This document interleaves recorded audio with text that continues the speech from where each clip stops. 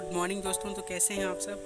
मैं विकास वर्मा अपने YouTube channel the term of arc में आप सभी लोगों का हार्दिक स्वागत एवं अभिनंदन करता हूं। जैसा कि आपको पता है, मैं डिप्लोमा इन आर्किटेक्चर असिस्टेंट से रिलेटेड वीडियो बनाकर अपने यूट्यूब चैनल पर अपलोड करता हूं। इसी के लिए आप मेरे यूट्यूब चैनल को सब्सक्राइब कर लीजिए। अगर आप पुराने हैं, बहुत दिनों से अपडेट आ रहे हैं, तो प्लीज़ सभी वीडियो को रेगुलर देखें, क्योंकि आपके सेकेंड और फोर्थ सेमेस्टर वाले जो हमारे स्टूडेंट हैं उनके एग्ज़ाम 7 सितंबर से स्टार्ट होने वाले हैं, वो भी ऑनलाइन। तो उनके एमसीक्यू किस तरीके से आ सकते हैं, क्या पैटर्न रहेगा, वो हम लोगों को देखना रहेगा। ठीक है, तो आज हम बिना देरी के हुए वीडियो को स्टार्ट करते हैं। जो हमारा आज सब्जेक्ट है वो है हिस्ट्री ऑफ आर्किटेक्चर। ए और बी दोनों आपके लिए कंबाइन ही है। ठीक है, तो इसमें एक टॉपिक है हड़प्पा सभ्यता। हड़प्पा सभ्यता से सबसे ज़्यादा क्वेश्चन आपके उठेंगे, तो हम लोग उसको जो नोट्स हैं उनके द्वारा समझेंगे। अगर आप जैसा भी वीडियो आपको लगे ज़रूर बताइएगा। ठीक है, बिना देरी के वीडियो को स्टार्ट करते हैं। हड़प्पा सभ्यता। हड़प्पा सभ्यता आपने नाम सुना होगा। तो हड़प्पा सभ्यता के बारे में बात करेंगे। जम्मू कश्मीर के अखनूर मांडा। ठीक है, इसका जो आप साइड में देख रहे होंगे, ये चीज़ जो है, इसका मैप है। जो हमारा हड़प्पा सभ्यता है जम्मू कश्मीर के अखनूर और नॉर्थ साइड में और साउथ साइड में नर्मदा नदी टच महाराष्ट्र। तो इसका आप प्लान देख सकते हैं कि हड़प्पा सभ्यता इतनी एरिया में फैली हुई है। ये सब देख सकते हैं आप लोग, इतनी एरिया में फैली हुई है हमारी हड़प्पा सभ्यता। मिस्र की सभ्यता प्लस मेसोपोटामिया, ठीक है, equal to 12 equal to Harappa सभ्यता। मिस्र की सभ्यता और मेसोपोटामिया के अंदर हमारी 12 सभ्यताएं आती हैं। तो इन सभी को मिलाकर हमारी हड़प्पा सभ्यता बनती है। ओके, नॉर्थ साउथ में अगर हम देखें तो जम्मू कश्मीर के अखनूर मांडा, वेस्ट साइड में संत कांगेडोर, बलूचिस्तान, और आपका ईस्ट साइड में मेरठ। तो इतनी एरिया भारत में फैली हुई है हड़प्पा सभ्यता की। ओके दोस्तों, अब तक भारत में 1500 से ज़्यादा स्थलों की खुदाई हो चुकी है। भारत में नहीं, पूरे विश्व में स्थल 1500 प्लस हैं। भारत में 900 प्लस इसकी खुदाई हो चुकी है। पाकिस्तान में 500 प्लस स्थलों की खुदाई हो चुकी है। अफगानिस्तान में दो स्थल मिले हैं। तो दोस्तों, इसकी लंबाई जो है वो है 1400 किलोमीटर। खोज किसने की थी? नंबर 1 चार्ल्स मैसन 1826 ईस्वी में पाकिस्तान का दौरा करने गए थे, तब उन्होंने इसके बारे में जानकारी दी थी। रॉट नरेटिव ऑफ जर्नी पत्रिका में इसके बारे में, हड़प्पा सभ्यता के बारे में इन्होंने व्याख्या की है। अब बात करते हैं नंबर 2 पर हैं हमारे बर्टन बंधु। इन्होंने 1856 में इसकी और अच्छी तरीके से जानकारी प्राप्त की, इसकी खोज की। जब वो कराची से लाहौर ट्रेन की लाइन बिछा रहे थे, तब उनको हड़प्पा सभ्यता के बारे में कुछ ऐसा लगा कि यहाँ पे कोई घर है, तो ईंटें वगैरह इनको वहाँ पे मिली, ईंटें प्राप्त हुई। उन्होंने ईंटों का प्रयोग पटरी बनाने में कर लिया था। ठीक है, तो वहाँ पे उन्होंने समझा कि हाँ, यहाँ पर कुछ ना कुछ है। तो खुदाई की, तो वहाँ पे बहुत बड़ा महानगर निकला। ठीक है, बर्टन बंधु, जेम्स और विलियम, दो लोगों ने, बर्टन बंधु जो थे हमारे जेम्स और विलियम जी थे। ठीक है, और इसमें देख सकते हैं आप, कई भवन नष्ट हो गए थे। जब उन्होंने खुदाई प्रारंभ की थी तब बहुत सारे जो भवन थे वो भी नष्ट हो गए थे। अब बात करते हैं इसकी नंबर 3 पे हैं अलेक्जेंडर कनिंघम। 1853 से 1856 पहली बार शोध करने का प्रयास किया था, बट असफल हो गए थे। नंबर 4 पर हैं जॉन मार्शल। 1921 में इन्होंने दोबारा फिर पड़ताल करनी स्टार्ट की। तत्कालीन पुरातत्व विभाग के प्रमुख थे ये। तभी इन्होंने हड़प्पा सभ्यता की और भी डीप में जाने का प्रयत्न किया। तो किसके नेतृत्व में? दयाराम साहनी और राखलदास बनर्जी के नेतृत्व में इन्होंने काम किया था। उन्होंने फिर हड़प्पा सभ्यता के अंतर्गत आपको देखने को मिलेगा मोहनजोदड़ो। तो जॉन मार्शल के नेतृत्व में इन्होंने, दयाराम साहनी और राखलदास बनर्जी ने मोहनजोदड़ो की खोज की थी 1922 ईस्वी में। समझ रहे होंगे आप लोग। जो नोट से ही सबको सामने दे रखा है, आप लोग देख सकते हैं। हड़प्पा सभ्यता की खोज की थी, जो कि सफल हुए थे। किस काल में? काल पता कर लेते हैं। जॉन मार्शल जो थे, उन्होंने बताया था कि जो हमारी हड़प्पा सभ्यता है, इसका काल जो है वो 3250 ईस्वी से 2750 ईस्वी के लगभग माना जाता है। और आपका कार्बन 14 विधि जो है सर्वाधिक मान्यता, मतलब एक प्रकार से ये स्टैंडर्ड वैल्यू होती है। कोई भी अगर आपको कोई भी चीज़ जैसे कि कोई एक गिट्टी मिली है या कोई बहुत पुरानी ईंट मिली है तो उसको पता करने के लिए आपको कार्बन 14 विधि का निर्माण करना पड़ेगा। तो दोस्तों अब बात करते हैं सर्वाधिक मान्यता। डीपी अग्रवाल ने इस चीज़ का मतलब प्रयत्न किया था बताने के लिए। तो जो भी आपको इसमें मिल पा रहा है नोट्स वगैरह में आप लोगों को बता रहा हूँ। नामांकन सिंधु घाटी सभ्यता। हड़प्पा सभ्यता के अंतर्गत हमें कौन कौन चीज़ें देखने को मिलती हैं। सिंधु घाटी सभ्यता सर्वाधिक स्थल सिंधु नदी के किनारे। सिंधु घाटी सभ्यता सर्वाधिक स्थल सिंधु नदी के किनारे मिले थे, इसलिए इसे सिंधु घाटी सभ्यता कहते हैं। सिंधु सरस्वती नदी सभ्यता आगे चलकर कई सारे स्थल सरस्वती नदी के किनारे भी निकले, तो इसलिए इसे सिंधु घाटी सरस्वती सभ्यता भी बोलते हैं। हड़प्पा सभ्यता पहला खोजा गया स्थल था, इसी के लिए इसे किस स्थल पर खोजा गया था, हड़प्पा नामक सभ्यता या हड़प्पा नामक स्थान पर इसे खोजा गया था, इसी के लिए इसका नाम हड़प्पा सभ्यता पड़ा। पहला खोजा गया स्थल था ये। कांस्य युग की इस सभ्यता तांबे प्लस टीन इक्वल टू कांसा ये विधि उनको पता थी। जो कांस्य युग की सभ्यता अगर हम बात करें तो इसी सभ्यता में कांस्य युग का प्रारंभ होना मतलब यूज़ होना प्रारंभ हुआ था। दोस्तों अब बात करते हैं हड़प्पा सभ्यता का उद्भव कैसे हुआ। ओके दोस्तों, तो विदेशी मत और देसी मत। विदेशी मत के अनुसार अगर हम बात करें तो विदेशी मत जो है वो सुमेरियन सभ्यता के अकॉर्डिंग अगर हम बात करें सुमेरियन सभ्यता समर्थन Marshall Wheeler Charles D Kosambi ये विदेशी मत थे जिन्होंने इसके बारे में बताया। तो विदेशी मत के अंतर्गत हमारे सुमेरियन सभ्यता आती है। इसको जो समर्थन किया था वो Marshall Wheeler Charles D Kosambi. और देसी मत के अकॉर्डिंग बाई दबड़ जगती राखल दास बनर्जी समर्थन सर्वाधिक समर्थन इसी का किया गया था।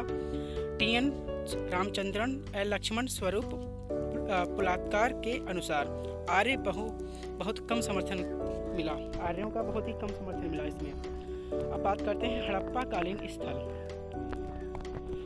हड़प्पा कालीन स्थल सबसे ज़्यादा अफगानिस्तान में था। अफगानिस्तान के सेतु गोई और मुंडी काट। दोस्तों पाकिस्तान के जो अफगानिस्तान में हड़प्पा सभ्यता सोत गोई मुंडी काट और पाकिस्तान के सिंध प्रांत पंजाब प्रांत और बलूचिस्तान ये सुत कांगे डोर पश्चिमी इलाके में आता है। ये तीनों चीज़ें ओके। सिंध में क्या मिला आपको मोहनजोदड़ो चनहुदड़ो और कोट दीजी। और पंजाब में क्या मिला हड़प्पा रावी नदी के तट पर। बलूचिस्तान में क्या मिला डाबरकोट और बालाकोट।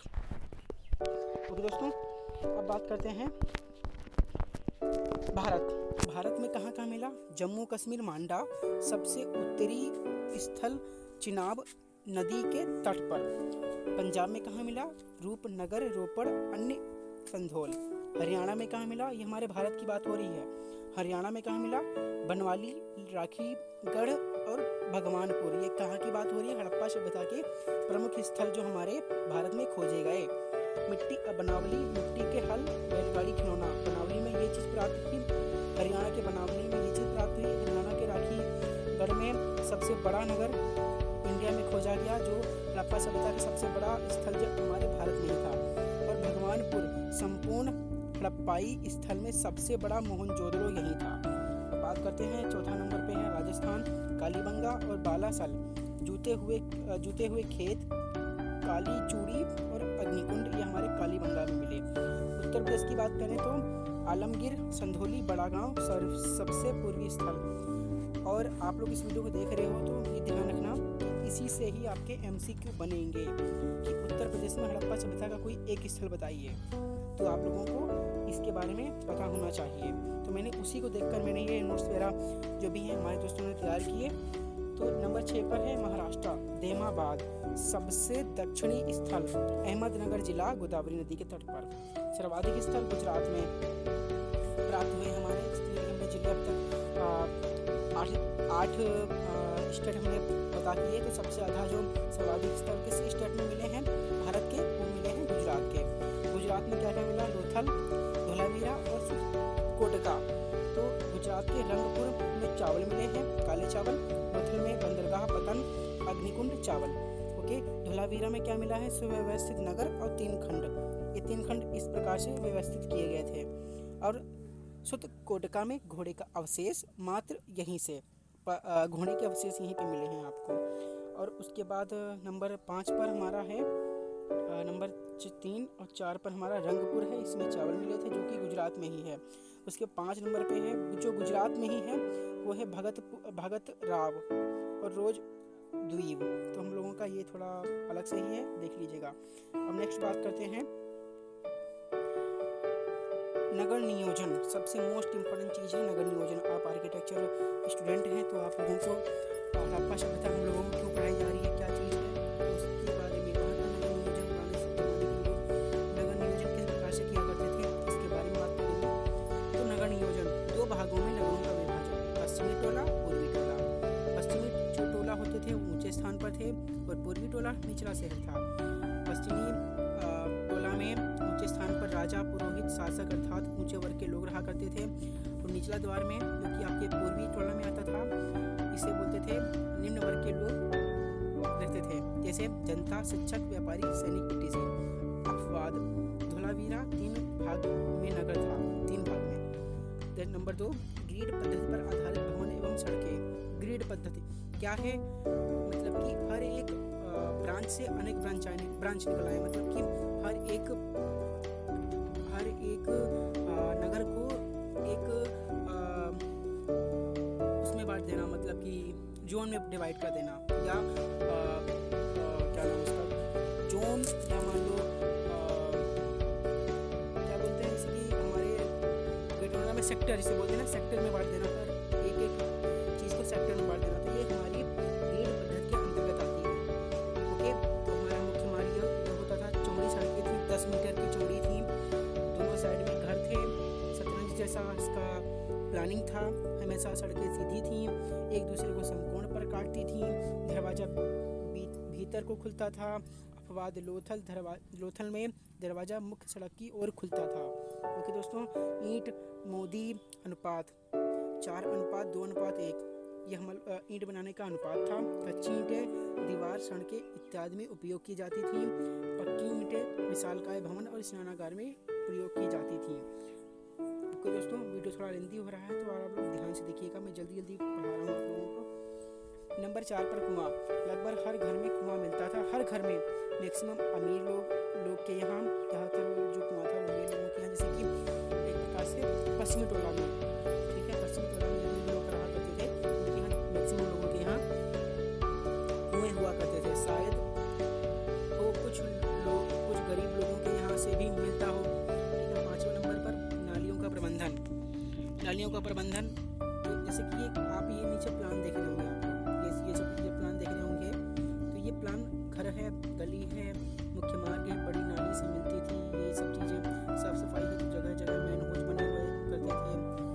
मुख्य मार्ग, सड़क शहर से बाहर नदी, ईटीसी मिलती थी। धोलावीरा सबसे सुव्यवस्थित नाली प्रबंध प्लस लकड़ी का नाली भी मिला है यहाँ पर। तो इसमें से मैंने सिर्फ आप लोगों को नोट्स तैयार करवाए हैं कि क्या क्वेश्चन पूछा जा सकता है। हड़प्पा सभ्यता में मैक्सिमम क्वेश्चन पूछे जा सकते हैं, तो आप लोग इसके लिए तैयार रहें। तो दोस्तों, तो आज की वीडियो में थोड़ा इतना ही था, थोड़ा और बचा हुआ देख लीजिए। तो नंबर 6 पर है सामूहिक भवन में क्या था? विश्राम, अन्नागार और स्नानागार। अन्नागार आपदा अनाज भंडारण, ठीक है, यहाँ पे क्या था, तो इसका जो लेंथ थी, लंबाई थी, वो 45.71 मीटर थी और चौड़ाई थी 15.23 मीटर थी। स्नानागार भी मिले हैं, तो आप लोग 3 नंबर पे देख सकते हैं स्नानागार जो आपका है वो 12 मीटर चौड़ा, 7 मीटर, मतलब 12 मीटर लंबा, 7 मीटर चौड़ा और 2.5 मीटर गहरा हुआ करता था। 12 मीटर लंबाई, 7 मीटर चौड़ाई, 2 से 2.5 मीटर गहराई। फर्श ईंट का चारकोल की परत चढ़ाई गई थी। विशेष अवसर पर इसका प्रयोग किया जाता